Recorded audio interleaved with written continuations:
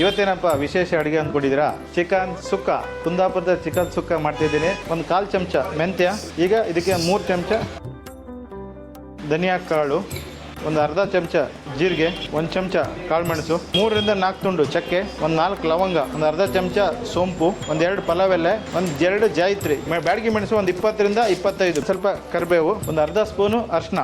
ಇದಕ್ಕೆ ನೀರು ಹಾಕದೇನೆ ಹಂಗೆ ಡ್ರೈ ಆಗಿ ಪುಡಿ ಮಾಡ್ಕೊತಾ ಇದ್ದೀವಿ. ಎಣ್ಣೆ ಒಂದು 100 ml ಆಗೋಷ್ಟು ಎಣ್ಣೆ ಕಾದಿದೆ. ಬೆಳ್ಳುಳ್ಳಿ ಒಂದು ಹಾಕ್ತಾ ಇದ್ದೀನಿ, 2 ಈರುಳ್ಳಿ ಇದೆ, ಒಣ ಮೆಣಸಿನ್ಕಾಯಿ ಇದನ್ನು ಹಾಕ್ತಾ ಇದ್ದೀನಿ, ಸ್ವಲ್ಪ ಕರಿಬೇವು ಹಾಕ್ತಾ ಇದ್ದೀನಿ, 2 ಸ್ಪೂನು ಶುಂಠಿ ಬೆಳ್ಳುಳ್ಳಿ ಪೇಸ್ಟ್ ಇದನ್ನು ಹಾಕ್ತಾ ಇದ್ದೀನಿ, ಟೊಮೊಟೊ 1 ಟೊಮೊಟೊ ಹಾಕ್ತಾ ಇದ್ದೀನಿ, 1 ಕೆಜಿ ಚಿಕನ್ ಹಾಕ್ತಾ ಇದ್ದೀನಿ, ಒಂದು 1/4 ಚಮಚ ಅರಿಶಿನ, ರುಚಿಗೆ ತಕ್ಕಷ್ಟು ಉಪ್ಪು, ಕಾಯಿ ತುರಿದಿರೋದು 1 ಬೌಲ್, ಇದು 1 ಕಾಯಿ ಇದೆ. ಪುಡಿ ಮಾಡ್ಕೊಂಡಿರುವ ಸುಕ್ಕ ಪುಡಿನ ಈಗ ಹಾಕ್ತಾ ಇದ್ದೀನಿ.